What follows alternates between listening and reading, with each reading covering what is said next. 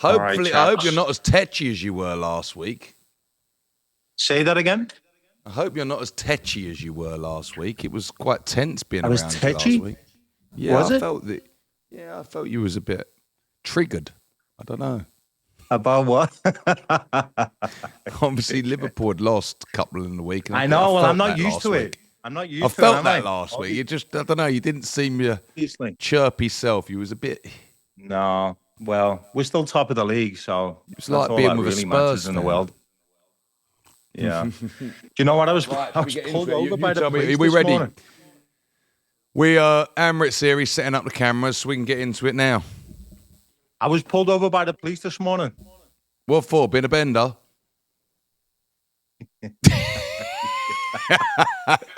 You know, I haven't heard that word in years. What were you Being a caught in the bender. flashes, Mac, round the score again? All right. It's a little bit different. Oh, my ribs are hurting. I've got cramp in my ribs. I'm fucking crying here already. What did you actually get caught for? Because, so I was driving through this place. If anyone knows Arizona, called Paradise Valley, right? And it's a tiny little city or town, whatever. Yeah. And they have their own police and all that kind of stuff. And there's about 1 million speed cameras everywhere. Speed cameras Yeah. everywhere. You can't go in. So I noticed this blacked out black SUV, black 4x4 behind me. And I'm like, that's weird, because I had all the badges taken off the car. Yeah. I was like, that's weird. And so it's following me, and I'm going, it's only like for 5 minutes or something. And then I realized it had, the little strips that unmarked Yeah. police cars have. It had the little light strips, and I was like, fuck. And I was thinking to myself, what have I done? Like, have I done something? Like, is it? And I was just trying to think to myself, before they pulled me over, I was trying to think, what could they be pulling me over for? And then I realized my fucking tags on the back of the car are expired. Oh. But it's registered, though. I just didn't get the registration thing in the mail, because in America, they send it all through the mail. And if you don't get it, you don't get it. But I had like proof of registration through like the DVLA and all that stuff. And so I'm like, all right, I'm just waiting for it. I'm waiting for the lights to go on. So we get past this like little school and all that kind of stuff. And the lights go on. He pulls me over and he says, I ran your plate and I know you're registered, but just so you know, the tags are not on the back. And I was like, well, then why the fuck are you wasting both of our times pulling me over? If you know I'm registered. He's like, obviously I didn't say that to him, because that probably wouldn't have been a good move. But I was like, okay, officer, blah, blah, blah. And he's like, so just so you know, it's an offense, even if you're registered, to not display that you're registered. And eventually he let me go and it was okay. Rules on rules, basically. What's that? Rules on rules. Rules on rules, yeah. I mean, he's basically saying, I'm glad you're here with us. You paid your money, and I know you're registered, but I just want to let you know that, it's like, mate, we're wasting. There's both some of other our little time thing here. that you haven't, a tag that costs a little bit more money. You ain't paid that little bit extra money to get this. It basically is what it is. Typical American. Exactly what it is. Exactly. Right. I'm glad you're with us. We're going to get started already. Yeah, let's do it. What are we saying? Okay. Welcome to Football or Soccer, the podcast with me, Sam Palmer, and Tony Taafe. How are you in the most boring week of the football season? Bored is what I am. It's horrible, isn't it? So international break is the most boring. Did you know England were playing today? Yeah, it's funny. I actually looked, because I actually thought it was yesterday, and I thought, well, I better look at what the result was yesterday. And sorry, Scotland played I yesterday. thought I haven't heard anything about it, so it was funny. Yeah, so Thomas Tuchel's first game. I've got to say, my knowledge on this is going to be very slim, and so is yours, because I take it you didn't bother watching it. No. I watched 20 minutes and turned it off because I have never been so bored in all my life. It was basically like this is football right now. A good snapshot of the game as a whole. It was just so boring. It was like we were playing Albania. Obviously, we beat them, I think, 5-0 in the last game. We won 2-0. It was pretty simple. And I think people now are just doing things for stats, like ball retention and 80% pass complete.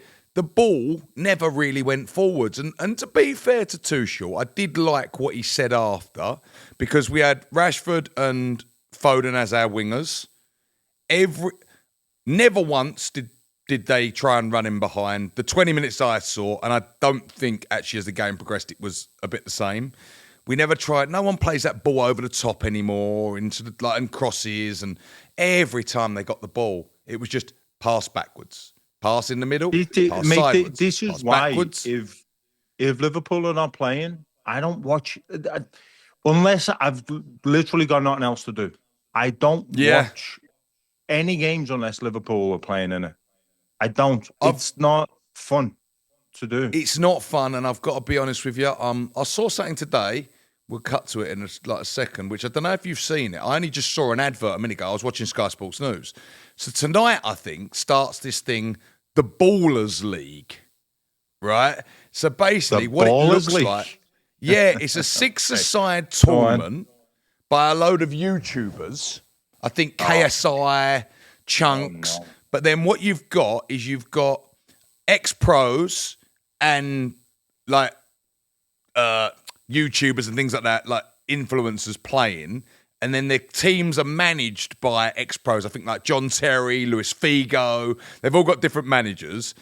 But I've got to say... Is that why John Terry's been all over TalkSport the last week? Yeah, I would think so. Because it to be honest with you, they've obviously got big funding for this, because the amount of names that are on the advert for Sky Sports, there was Lineker and Shearer, John Terry, Figo, Robert Pires, and these are the managers Jens Lehmann, talking about. Like big names of world football were really are promoting this advert. And basically what it is, it's got all different rules to actual football to keep it really exciting. Like I think one of the rules, if you put the ball over, you miss a shot or something like that, put it over the bar, it's a penalty. So, there's all, different rules. So, I actually got to say, after watching the trailer, I don't actually know anything about it other than this trailer that I watched sort of in the background. After watching that trailer, I thought, you know what? It's an half look exciting. So, to someone to actually do something different with football, and actually, I actually quite like it. It's probably going to get kids involved. And actually... It's got to get kids involved, yeah. Not to be so robotic. Like I went to my kids' football yesterday. Oh, it's so... Honestly, it's so boring. You watch theirs, they're so overcoached. It's insane. They don't know what to do because no one is allowed to express themselves anymore. Not allowed to just take someone on. And it's like, even the parents are like, got to get their warm-up in 30 minutes before. And I was like, no, and it's boiling outside. And I said, no, they don't. They can let them do it 15 minutes before, right? And I said, they're 10. They don't need a proper warm-up. If you need to, a proper half-hour warm-up at 10 years of age, there's something wrong. Have I ever done a warm-up? You need an orange at half-time and that's it. Exactly. And all this... And then you got every pitch you look at, it's got the big camera, so that every player can get their footage after the game to show them passing the ball sideways or 1 yard. And you're like, but it's all stats. So they're doing that with 10-year-olds with pitch, even younger, Tone. Every pitch I go on is the camera on the side. What? Honestly, it's massive. That's got to be an LA thing. That can't be. No. England as well. Huge for kids football. So kids football, it's just so, and this is where I bring it back to kind of the national set of where we're seeing this. If kids are being taught this, they don't know. I had a conversation with a dad yesterday. Lovely guy, he's American guy. His kid's the goalkeeper, and he said, "Well," I said, like what happened was they play out from the back.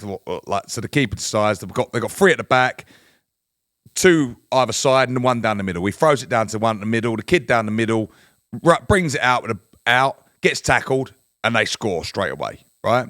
And I said, and the dad sort of says, God, the kid shouldn't have done that. And I said, well, actually, the goalkeeper shouldn't have passed it to him, which was his son, said shouldn't have passed it to him there. And he said, well, what do you mean? And I said, well, it should always go wide. I said, because if you're giving him there, his only option is to run forward or hoof it, really. I said, but the middleman is the most dangerous man. And so he was like, and he didn't understand it, fair play to him. So he was asking. Then he said, well, I've noticed that they're not getting the coaching. He's not being told what he has to do, like where we're playing out from the back and what we're doing and when and where. And I said, goalkeepers very rarely train with the team, even in professional leagues. Like they'll train with the goalkeeper coaches. Then, like, you never really train with the goalkeeper. They'll train on their own. He's like, well, they need to be told. I said, well, yeah, you also just need to work it out for yourself. I said, like, if you've thrown it out once to the guy in the middle and he's lost it, and then you keep doing it and he keeps losing it, then you should try something else. I said, that's where you've got players now, they don't think for themselves. So they must have done it another 3 times. Yeah. And I just think that's part of the modern game now. It's so boring. It's boring. But so I know we've spoken quite a bit, and we disagree on this about how this year's Premier League is the most boring. And I'll be honest with you, the least quality, not the most boring. And if Liverpool were not probably going to win it, I would probably agree with you. But as Liverpool, it's very hard. I'll give you this on that. It's very hard if it was me and West Ham were winning it, for example. Exactly. Right? Yeah. To accept that. So we all accept that we have biases, and as we should. I completely agree. As we should. Yeah. Because for you, it's been amazing because you've gone and actually been great in all the games. So for you watching Liverpool, like or maybe 99% of the games, let's say, for you as a Liverpool fan, it has been great. So I know what you. And so it's like trying to tell a Newcastle fan. It's like trying to tell a Newcastle fan that nobody gives a shit about the League Cup, or trying to tell a West Ham fan no one gives a shit about the Europa. Yeah, exactly. Blah blah blah. It goes on and on. But one thing that I think everybody agrees on is that the styles that most teams are playing right now, and by the way, Liverpool are one of the teams who don't do that all the time. Which they do it in parts, but not fully. Successful. Yeah. No, it's not religious. It's not like this is the way we play no matter what. Yeah. They can agree, and that's why I think Liverpool have been one of the only teams to actually stand out. Well, exactly. That might be why we're being the most successful team, because because Slaughter's figured that that's not the only way to do it. But anyway, regardless of that, one of the reasons why I think people are getting a little bit bored of even the Premier League, never mind the 10-year-old kids league, even the Premier League, is because the styles, they're so predictable, and it's like, okay, we know what everyone's going to do. We know where the first 3 passes are going, don't we? Yeah. For most of the time, 9 times out of 10, the 3 passes are going. As soon as you see it, you know exactly where it's going. As soon as you see the first pass, you know where the second's going. As soon as you see the second, you know where the third's going. So I don't think it's less of a quality. I think it's just become a little bit too predictable. Yeah, and I saw John. Obviously, you said about John Terry earlier, and I've seen him this week, and I have to say I completely agree with some of his comments I've seen. Like he said, he doesn't understand this playing out from the back. He said that it just seems silly why everyone keeps doing it. He also said I saw Reece James.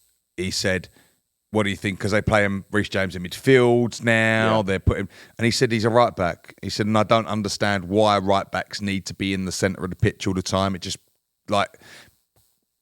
makes it busier in there. There's no outlet wide, and I think we're probably seeing this season, especially, maybe why people like Phil Foden and Marcus Rashford are struggling, because they are that maverick kind of player like Phil Foden. Yeah, look, they're having an off season, but Phil Foden is an off the cuff player. Similar to a Joe Cole of yesteryear. Like he would have. Similar, not the same as Joe Cole. Not the Joe same, Cole but different. very, very so talented on the ball. I understand what you mean. But almost been coached out of him now. He's got to stay in the position, and maybe Jack Grealish, another one. Yeah, I would actually think Jack Grealish is a better example than Phil Foden. James Maddison. If you look at all them, if you look at that player in every single team this year, Lucas Paqueta, kudos. The Maverick thing, Cole Palmer falling off a cliff. Yeah, that's which fair. is weird, isn't it? It's weird. Fair. I'm actually thinking of it as the words are coming out my mouth. Yeah, me too. But those examples, I think some of them are better than others. I think Grealish, Cole Palmer, Paqueta to a certain extent, but I think he's got other stuff going on that might be affecting his performances. But is it to do with some of these styles? I think Phil Foden is that good because he was coached so well. Because if you remember Phil Foden's first season, it wasn't that clear that he was going to be that good. It's not like he came on and was like a Wayne Rooney or a Gaza where it was just and to be fair, Pep really took his time with him as well. Exactly, exactly. There was many seasons where he should have been playing really, and he was still the sub. And then it was only the last two he's kind of stepped out of Kevin De Bruyne's shadows. But this year, and Merce he's been toast this year, hasn't he? Yeah, and it was weird to see Tuchel, and we'll come back. I'll bring it sort of back to England now. Obviously, I've seen people criticising, and I've kind of thought about England a lot this last week.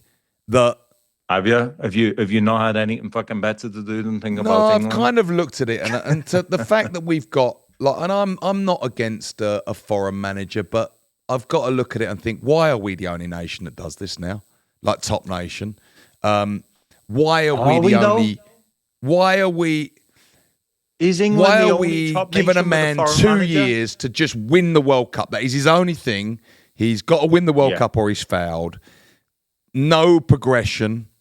We're going with, we don't really know, tried and tested, I suppose, in Rashfords and things like that. I did like the fact, I think it was in about the 6th minute, that the ball went forward to either Foden or Rashford, and they come back. I think it was Foden, and the ball came backwards, and Tuchel turned his back, threw his arms in the air, and went forward like that. So it was clear that wasn't his idea to play backwards, but maybe that's where they're so used to playing it for their clubs now that that's their first instinct. It's almost been taught out of them a little bit. So I don't know if what we're going to see. Is there going to be progression? Are we going to play older players? Are we going to I couldn't really tell. Henderson was a weird one, wasn't it? It's. Do you know what? It's not even weird. It's ridiculous.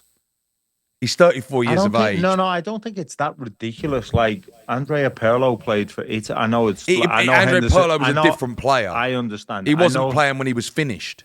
I understand that. I know Pirlo's not Henderson, and vice versa, but. Having somebody, don't forget, right? Henderson. I do agree with why he's in there. Yeah, but not when you've left. It's ridiculous then because he's there. No, not when you've sort of been away for over a year to then come back. I think that then is a bit more ridiculous. Yeah, I mean, Carl Walker. See, I agree with right because Carl Walker has been there. He's still been in that squad. He hasn't dropped out. You mean? Carl Walker. Exactly. He's been gone for over a year. That's my one worry is that do people coming back in go, yeah, great, Jordan's here? Or is it the fact like, what's he doing back?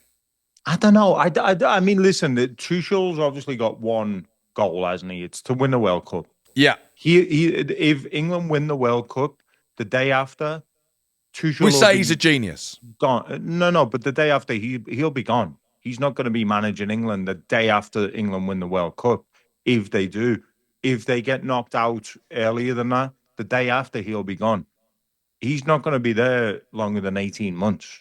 And that's where I look and think, why have we done this? Like it's really weird because there's no better option. And this is a big chance for England to win the World Cup. Like, who's I don't know. I the just better think we, option? as a nation, we've got a big problem with coaches. Look, an English coach has never won the Premier League. I think the last English manager to win it, well, Eddie Howe is the last one, but before that, I think it was Harry Redknapp for Portsmouth. And then the only English manager, last English managers to win the league was Howard Wilkinson in 91. With Leeds? With Leeds. So no English manager ever won it in the Premier League era. What year was that? 91? Because 92 was first year of the Premiership. So it would have been 92 because it was the first year of the Premiership, 91, 92 season. That's bananas, isn't it? And that is bananas. So you think, why of these coaches, why has no English manager, when you think of all these amazing players and all the, and I'll even use, right? Steve Bruce, been a manager for years. Why didn't he get a chance at England? Why? And I'm not, and I'll use the Chris Coleman analogy here. Done amazing at Wales. Shouldn't that be the right, almost, of the ex-England player to have a go at like Gareth did? And actually, look, Gareth done very well there for all that time. Two finals, a semi-final. So, I don't know. I find it hard now after seeing Tuchel in the dugout, looking at it, and I see great coaches that we've got. Well, not great coaches, like Eddie Howe. I see Eddie Howe. I see Graham Potter. He's the standout though. Eddie Howe's the standout. I see, but I even see Frank. I see Gerrard. I see Ashley Cole, and I look at them and I think, could they do something? Maybe not, but could they be given a chance? Maybe. And they've all done their badges. They can't get the jobs. And I don't know. I think that should be an Englishman's job. Lee Carsley, for example, maybe Lee Carsley's not a big enough name. And he wasn't... Lee Carsley's also not English, is he? Yeah, it wasn't English. So, sorry. So I take that one back. But I think the under-21 manager, the England manager, I think it should be English. And even if we don't succeed, I think we've lost. Do you remember years ago when we were kids? England was bigger than everything. It was, yeah, like Italian. Well, I mean, yeah, Italian 90. Euro 96. Yeah, Euro 96. Yeah. Even France 98. I could think that England. I know England mania sweeps, and then all of a sudden, obviously, the Premier League becomes such a big package that it's swallowed. International football has been swallowed by club football now, where it used to be the other way around, didn't it?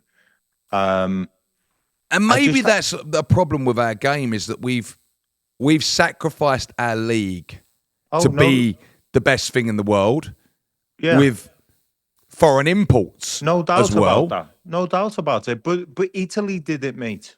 Italy did it in the 90s, didn't they? Yes. You know, and I remember, what was it called? On Channel 4. Gazzetta Football. Morning. Gazzetta. I used to watch that. Now I wouldn't, unless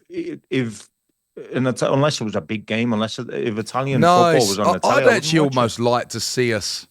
We won't do it, but I'd actually quite like to see the return. You know, like Germany did actually, where they went German managers, German players, youth academy, put them in the teams, and I'd actually like to see us go, you know what, Premier League, and this will never happen, obviously, but we're going to sacrifice the league a little bit for the national team, because the national team is above everything else. And I'd like to see the rule of, I hate this rule in fair play that homegrown players are 100% off your. So you're actually incentivized to sell homegrown players. Oh, with the FFP, fair play, you mean? Yeah.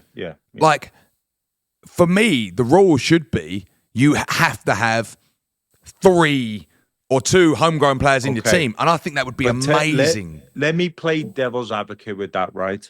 Would you rather West Ham win the Premier League. Oh, actually, no, not even the Premier League. No, I Would know you- what I know. I know that's the answer, but that's so that's what I'm saying is so the way we have it structured right now makes English teams more of a force in Europe. Which English teams there was Liverpool in the 70s and 80s, right? And we're yeah. talking 50 years ago, and then nothing until the late 90s. Really, not like 99 was the first one, Champions League. So basically the 2000s. right.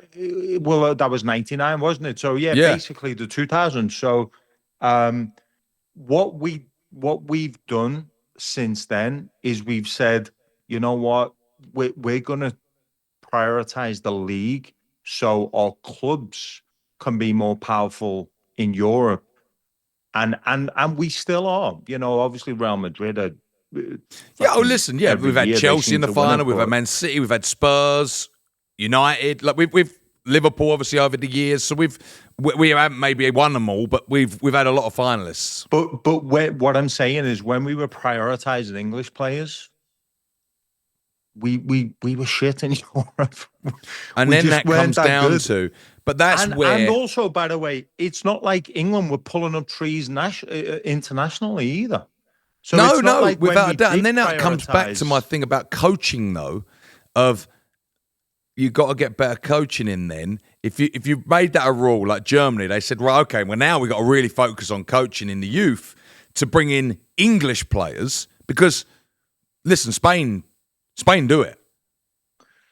Yeah, Other Argentina do it. I mean, that's cyclical with Spain, isn't it? Spain seemed to have, a great 8 years, then a shit 8 years, then a great Spain have No, it because down. they're constantly coaching to the philosophy. Yeah, like La Masia example. We use that as example. They have a philosophy. This is the philosophy for the league. This is the philosophy for the national team, and this is the philosophy that we will play. And we don't. And we don't have really an identity. We adapt foreign managers' ways, tactical beliefs over time. So it changes here and there. Bitford, what foreigner comes into? You got the Arsene Wenger, then you have probably Mourinho, then you have Klopp, then you have but that was the whole Pep. St. George's Park idea, wasn't it? That's why they built St. Which George's is so Park, mad that they just kind of went backwards on St. George's Park. But St. George's Park was a great idea. Right, but I think the Spanish FA have a lot more influence over La Liga than They the do, English without a doubt. FA have over the Premier League, because the Premier League is so money driven. It just Yes. is what it is. It's not going to change anytime soon, unless all these multi-billionaires who are buying our Yeah, clubs say, oh, no worry, decide don't worry to about it. leave. We'll worry about the Exactly. national team. Yeah, it's not and- going to happen. And that's what's lovely in Spain and Germany, that they actually did buy into that. And there is that national pride. Especially in And- Germany. Germany, I think all German clubs are partly fan-owned, aren't they? Yeah. It's like 10% or something like that, whatever it is. And But they all have unfortunately, a I seat think on the board. as I say, it ate itself. We gave way to the greed. And now, really, we kind of are left with this Mate, average. I don't even think we gave way to the greed. I think we created it. I think we we created did. it. We was all happy to say we got the best league in the world. We got the best league in the world. Yeah. But now we've created this thing that's not actually. I don't know. I'm finding it less fun. We've taken the authenticity out of it a little bit. Yeah, And there's everything aspects is of it that's risk cleaned up averse. that is better. Yeah. Like the fan experience, I think it is better in a way, but what was culturally British was that football was aggressive. and unfortunately, I think we've changed our culture a little bit with it. Again, yes, a lot of part of that is for the better for society, because now football is more multicultural. You've got black, white, Asian fans, women, and you have to say it is better, but it did take that authenticity out of it that made it raw. Yeah, I don't think it's the ethnicity thing that's taken the stuff out of it. It's the No, I said taking the authenticity of the culture. because it was pissed off men with the country. Yeah. And that was the release. That's what it was. It was pissed off men who'd been, doing terrible jobs all week and got off at half a day on a Saturday for the 3 o'clock That's kickoff. what it was, and that's what made it special almost. Yeah. And we've lost that because obviously it's too expensive for that man to go now, and it's like it is the corporate suites got bigger and bigger and bigger. But even for the ones that it's not too expensive for, because a lot of people still do manage to go. They just have to make other, it's just not as easy as it was. But if that pissed off man acted like he did even we go prison 20 years ago, everyone would look at him like he had 3 heads. And that's why I say, rightly so, it cleaned up its act. Yeah. But in doing so, we gave way to obviously the hospitality suites. And look, you think of Roy Keane's comment years and years ago, the prawn sandwich brigade. Like how right that was. Yeah. Because he saw the change in it. Yeah. And it was that change that's... And look, do I like going to football in a hospitality suite? Yeah, I actually do. So I'm part of the problem as well. Right. So it's like I can't moan at it because it's made things better. And I think that's where the national team, from kids football downwards, I'm seeing it. I just don't know. I find it quite boring now. I've said it many times. I can't go on about that. But it's hard to restore that national pride with England. And it's hard to get excited. Let's be England. honest, though, mate. Do you care that much about England? No, but I used to. As a kid, I did. No, as a kid, I think everyone did. I think. Do you think like people still say, like the old players when they come in, they go, "Oh, yeah, it's the best day of your life to represent your country." Do you think they actually believe that anymore? Do you think they feel because? When I hear the younger like players Gary Lineker speak or Ian Wright speak, you believe it when they say it. Like I actually know the highlight of Gary Lineker's life from hearing him talk. The pinnacle was England. Yeah, so I believe it. Yeah, and Ian Wright and Tony Adams and Stuart Shearer, Pearce, even Shearer, maybe not Shearer, exactly the same. Shearer, he said the same. He loved Newcastle so much, but still, it meant a lot to him. It meant a lot to him. I don't know if it does. And that brings me on to the next one. Ben White this week. Yeah. So Ben White obviously walked out on England with a fallout between Steve Holland and Gareth Southgate. Mm-hmm. Walked away from the squad. Didn't want to be picked. Now a new manager's come in. Apparently they've spoken and he is available for England again. What's your views on that? Mate, I don't care. Honestly. No, but what do you think should be the view? Well, what in regard to what? Like, if somebody says I don't want to play, because did he say I don't want to play for England or I don't want to play for a manager? He's not. He's not. Things. He wasn't available for selection while that management team. Right. So he didn't want to. Obviously, didn't want to play for the manager. Then But obviously, England didn't mean that much to him. Exactly. But, because ultimately did the same, didn't he? Jamie Carragher did the same, but it wasn't quite the same with Carragher because he retired. He didn't say and he wasn't in his prime. Well, he was at the end of his prime when he retired, and then he went back, and then he went back for Capello. Exactly. So, I mean. I don't really have a view on it. I don't think he's even that good, to be honest with you. The fact that England have right backs in Kyle Walker and Trent, who Kyle Walker's done, I think. Trent is not ideal unless you're playing a very specific system. He might get a game, but I don't know. I mean. Whatever. Yeah, for me, I think I'd almost like him to see him use him as a scapegoat and say, you know what? No one turns down England. But England's he's not going to do that, is he? And he wants to win the World Cup, so he's not going to care. Like, that goes back to our earlier point. And that's exactly it now. The manager now, we've put a manager in that actually doesn't care about England. other than I know it's Other than he the does job care. he has to do. I don't mean this like he's got a job to do, right? So he doesn't care about the future of England or anything like that, or what things look like on optics. So he's got carte blanche, to almost do what he wants, really. Yeah. And I don't know if that's right. I think the badge, we should restore the pride. And I think Gareth Southgate did a very, very good job at that, of bringing the fans back on side. But don't you think him having and I really don't think Southgate got the credit he deserved. I Neither think do I, to be honest with you. I also do think though the Sir Gareth Southgate thing is fucking pathetic. But Pathetic. that being said, he did a good job at being an England manager, but he didn't win a carrot. So what do England fans want? You know, do you want to have somebody who restores the level of mediocre shit that we've seen? I don't know. Or do you want someone to win something? You want to see England win the World Cup, right?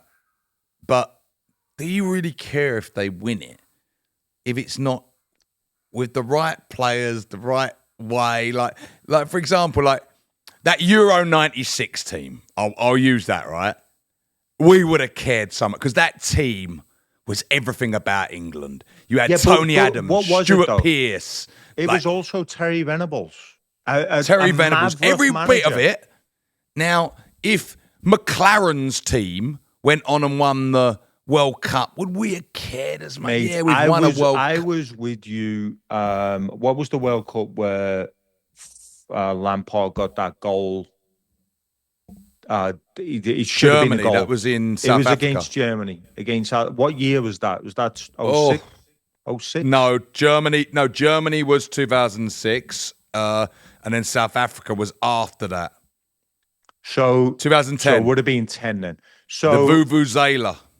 Yeah, I was with you. We were all in in a house in Essex watching that game. I think it was that game. But anyway, I remember that was the last time I ever cared really about England. And we were all devastated after that game. After that, it's not the last time I ever cared about England. That's not fair to say. The last time I ever remember watching a game being gutted afterwards. Yeah, it's funny. I've never been the biggest England fan because I love West Ham too much. Right. It's hard for me to love England as much as I love West Ham. Yeah, it's impossible, I think. But in tournaments, I do really love us. Like, and I want to see us do well. Like, I get so invested. Like, I watch the whole tournament. I'm like, the friendlies, not so much. To be honest with you, I agree with. There's too many of them. We play against crap countries like Albania. You learn nothing. It's a waste of time. Like playing Latvia tonight. What a waste of friendlies because we're going to win them. We don't even need to watch that. If England can't beat Latvia and Albania, then it means the players ain't up for it. Yeah. And neither would I be. Because, and that's no disrespect to them, but they're just not good football nations. They weren't footballing nations that ever we used to compete against. And that's what Lineker was saying the other day about like his games. He very rarely played a rubbish team because your qualifiers were against Holland, Spain, things like that. You remember when they played San Marino that one time? It would have been in the 90s, I think. Yeah. Maybe I don't even remember when it was. I was so young. But it was like, wow, England are playing San Marino. Yeah. Now it seems like every game is against somebody equivalent. Yeah, Luxembourg's, like they're all, and also what you had then as well, back then when Lineker played, was like, you had like the Balkan, like the Balkan states were all together, and then you had like the USSR was together as well. So you actually had them little nations within the big nation. So which has obviously changed. But yeah, it's weird with England. I find it it's all a bit boring. It's all a bit political. We make too much of it. The manager, the press will never help us with it. It gets built up too big. Because we've got some fantastic players. We've got players like really Jude Bellingham. And we Harry always Kane. have done. We've never not Phil had fantastic Foden, like players. these are like absolute brilliant players. Cole Palmer, Yeah. Like you just look at them and they're just fantastic. They should be thriving, but They never could really they could do. win the World Cup, you know. They could win it. They could, but then you look at France, you look at Spain. Spain are only going to get better. Only one team can win it. Germany will always be there. It's the Italians. We don't ever seem to be. Just going back to Tuchel real quick. Do you wish he wasn't the manager? Oh no, Right now, actually, yes, let I me do. Now rephrase that. I'm very behind him, and I actually do like Thomas Tuchel. Let me rephrase it though. Do you wish it was somebody else? Yes, I wish it was an Englishman. Now But- seeing so it, I then wish it who? was an Englishman. And I'll put that with it. I actually don't care who, whether it's Eddie Howe, whether it was Frank Lampard having a go or Steven Gerrard. I would actually like to see that. I think now, looking at it, I may be sacrificed not winning the World Cup to see Really? to see some. Yeah, I don't know. I just So like to see the future. you'd rather lose with an Englishman than win with a German? I think so now, and I think, do you know why? And I think it's obviously a big, political talking point in countries at the minute. I think it shows we're losing our identity of being English in sense of little things. And I don't mean that in a racist way or anything like that, but I think there's some things like an England manager that you should be English, and it's a proud day, and I think it should be an ex-player or an ex-coach, or a coach like Eddie Howe, as I say, Graham Potter were two that are available at the moment. Yeah. And I do think it should be the step for the thing. Harry Redknapp never got the chance. Did he you should have got feel? the chance. Did you? I actually think Harry Redknapp would have been a great Me England too. manager. But did you feel the same way? Because I'm not going to even bring Capello into it because I think he was just a disappointment, Capello, as an England manager. But did you feel the same way about Sven? No. Why? At the time, I loved Glenn Hoddle and I loved Terry Venables. Yeah. And it's funny, when you hear people talk about Glenn Hoddle, everyone says he was the best manager to play under. But going back though, did you why do you feel that about Tuchel, but you didn't feel it about Sven? No, I didn't, because it was new under Sven. And I think at the time, it was the first one. Yeah, and even Capello, I didn't feel it. But Capello, and I don't feel it honestly under Tuchel. Manager, I actually don't feel that under Tuchel. I actually really, really like Thomas Tuchel as a manager. I actually really like him as a person. I think he speaks great. Yeah. I actually really, really, and this is not a dig at Thomas Tuchel. This is.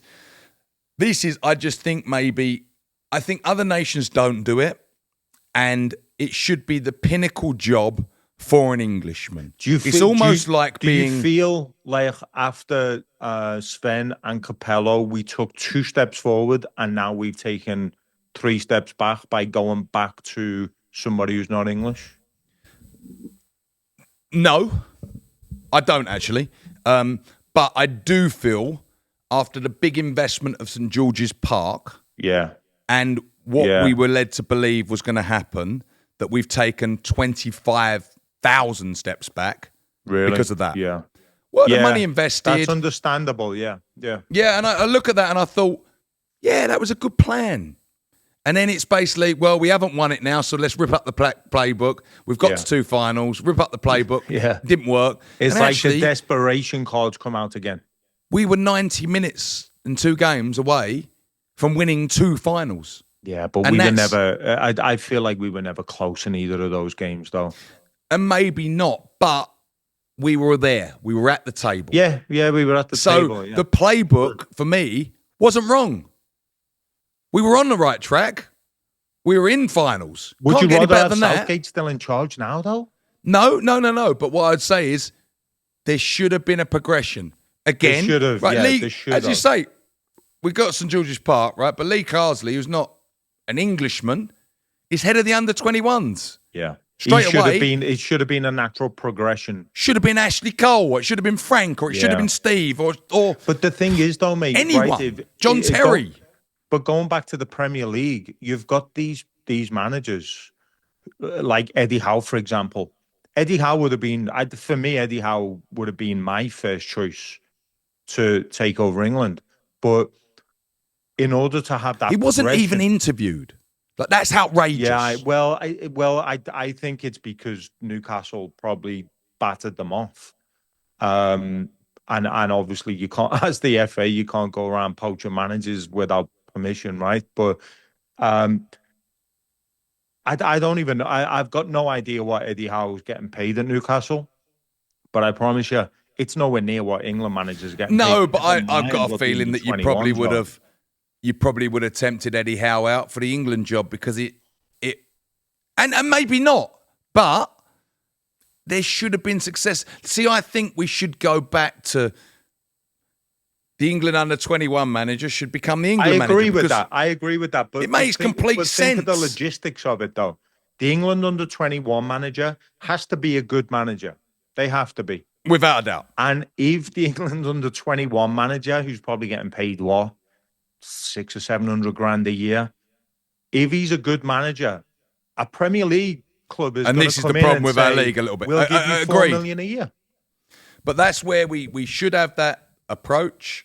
We should have, I think, that succession plan. Gareth was the under-21 manager, because then what's great is they've already been with the boys they're going to take to the tournament. So they know them. They trust them. They won something with them all. They got close. I completely agree. Everything becomes familiar it's a for the tough situation for the FA, because they don't have the finances to match the Premier League, but they want a better manager than most Premier League clubs have got. And I think if you restore that national pride, and I think with like appointments like this is where the national pride breaks down a little bit, and people look and go, England. And obviously the press part actually, I think, drives a lot of managers away as well. Yeah, because me too, I think people think, why would I bother? Like, they're going to go into my private life, rip that to pieces, my kids, my wife. That thing that happened 20 years ago is going to be pulled up. Like Graham Taylor, what happened to him? Sir Bobby got it. You know, as well. They all got it, mate. They all got it. And Sven, terribly. Even Sven, terrible what they did to him. Sam Allardyce, what they done to him. Though, did he? No, and look, Sam didn't help himself either. But like, it was his greatest moment to be England manager, and they took it from him, the press. Yeah, Sam Allardyce was completely cajoled into doing something terrible. What happened to him? It was sad. It was like his greatest day of his life. Yeah, and so I think it does put people off. We're going to finish on, what's your greatest ever England game? Oh, Scotland. Oh, Euro 96, Scotland. Oh, yeah. Oh, that was on my birthday. That was on my 13th birthday, June 15th, 96. I remember it. Yeah, I was at my my little cousin Sean was making a Holy Communion or something on that day. God. Or Chris, whatever, I don't know. But we were at our hair party and we were all watching it. And at the I think it was at the Red Lion pub in Liverpool. They missed the penalty as well, didn't they? Gary McAllister, I think, missed the penalty. Or John Collins. Gary McAllister or John Collins, I think. I think it was John Collins. John Collins. Don't you remember? Yuri Geller said he moved the ball. Do you remember?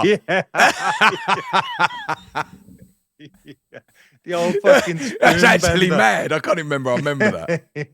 Yuri Geller. I moved because it did move the ball, didn't it, before he hit it? It did. It was obviously a bit of wind, but Yuri Geller got behind that and moved it. Mate, Gazza's goal. Because he was playing in Scotland at the time, wasn't he, for Rangers? Was he really? Yeah. Oh, okay. Yeah. And he done the old dentist chair celebration. He did. Who scored the other one? Shearer. I don't remember. It's funny. I've got a feeling it was Shearer. If I said Shearer, but I really don't remember.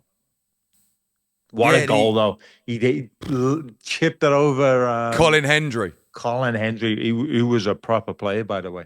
Won the league with Blackburn, centre half. Yeah, he did. Yeah. Yeah. I always remember Liverpool being linked with him. He always reminded me of like a very pale He-Man. Colin yeah. yeah. Built big lad, wasn't he? With a big Tall, blonde barnet, but he was big like blonde ghostly barnet. white, wasn't he? With no lips. Yeah, big chiseled cheekbones. Yeah, really like gaunt face, wasn't he? Yeah. He was like a 7 foot tall Paddy Pimblett. Paddy Pimblett, I saw on Instagram yesterday, and this could be complete bollocks, right? But Paddy Pimblett was born in 1995 or something, and in 1995, the WWE were in Liverpool, right? And it said, and Owen Hart was at that play. When you see it, you can't unsee it. He's like a ringer throwing Hart, isn't he? Other, don't they? And he's a ringer, isn't he? Yeah. Yeah, so yeah, the Scotland game is probably up there. Do you know what I think one of my most memorable, it's weird because we lost it, but is Argentina in the 98. Oh, when Beckham got sent off? When Beckham got sent off, Sol Campbell scored and got disallowed. There was a goal as well. Owen scored that insane finish. 17 years old. 17 years old. Oh, I forgot to say, did you watch the Stick to Football with Sol Campbell this week? Yeah. He's not likeable, is he? Do you know what it is? I think I don't mind his personality because he's just very forthright. But he doesn't. He's very Roy Keane-ish in a sense. Yeah, obviously, but without the humour, without the charisma, I would say. Yeah, without the likability. But do you know what? Do you know what did it for me? His voice. His voice goes through me. I know what you mean. I like to, whenever I fall asleep at night, I like to listen to something. And it's, even if I've heard it before, I'll just stick to the overlap stuff on, whether it's the fan debate or whatever. And that's what, I think it was last night, maybe the night before, I stuck it on and I was falling, and I was like, I cannot fall asleep listening to that fucking voice. It's like chalk. Like fingernails on a chalkboard. I'm just like, it is. I don't know why, and he's very full of himself, and but rightly so. He was an amazing player. Yeah, exactly. Yeah. But he holds no responsibility to himself in anything. No, the way, and listen, there's a certain arrogance that comes with being a top player. Yeah, exactly. Yeah, but he's not. I can't put my finger on it, but I agree. Because obviously, what was funny is Gary's known him since they were kids. So they said they were in England together, weren't they? And that was quite funny. And then even I liked the after bit, and Gary went, "Whew, can we breathe now?" He said, "Bit intense that, wasn't it?" Like, and I thought it was quite funny because Gary sort of never let him off. But I saw Alan Sugar respond today or yesterday saying, that was a weird story, wasn't it? About the trial, and he basically, Alan Sugar has sort of said complete load of rubbish that Sol Campbell's talking. So that's kind of it'd be nice to see the flip side of that. And I think it was a strange story. Almost, you know what I didn't like? It was a strange story, and it was also, even though they didn't say it, it was all marred with they'd done it because I was a black player. And there was all that in the interview, and he didn't say it all the time. There was a lot of under I don't know. That he wanted to go down that route. Insinuation. I liked the interview. I thought the interview was really good, actually. I actually really did enjoy it. But I can see why he hasn't got jobs, because he is a very, very intense character. Yeah. Yeah. I wouldn't, if I was a football player, I don't think I would want to deal with him on a daily basis. No. I think he'd do your head in, actually. Like, because it is weird, because I look at him and he has every attribute that he should have been an England manager or something like that, because he's obviously a smart so fella well spoken, well spoken, handsome guy, well dressed. You know, like he looks the part of everything. An amazing player, but then when he talks, you go, it's all about hard done by me. There's always that kind of tone to his there was rhetoric. always a reason why something didn't happen, and it was never his fault. No, exactly. Yeah. Which, listen, I mean, maybe it wasn't, but he's not. And it's a bit Roy Keane in that sense as well. Like Roy Keane will never ever apologise for the video at Manchester United. But he'll at least be funny about it. He'll be funny about it, and he won't sit there saying poor me, poor me, poor me. No, and no, never. Yeah. I ain't getting the job because of that, and it's he's constantly there. Yeah. Look, he'll say some things that I think are truths or his truths, and I actually do believe they are Sol Campbell's truths. I do believe he's not lying. I don't think he's lying. No, I don't think he's. I actually think Sol Campbell honestly believes that did happen with the Tottenham thing, and maybe it did. And if it did, it's absolutely disgusting. It was a bizarre story. Like that, it was essentially the gist of it, from what I understood, was Tottenham wanted him to sign a lesser contract, lesser money contract, or whatever terms contract, and so tried to pin him assaulting somebody. Yeah. To get him and to then they sign had the evidence all along, and how would that, like, if that's true, that is absolutely insane. Diabolical. I mean, listen, you can only say you don't think it's true because it's so ridiculous. Yeah, but I just thought, why? Like, the captain of the football club as well. Yeah. The best that he was at the time, probably he was in a handful of the best centre-halves in Europe at the time. Why would you? How much money would have they saved by doing that? Maybe 10 grand a week, 20 grand a week.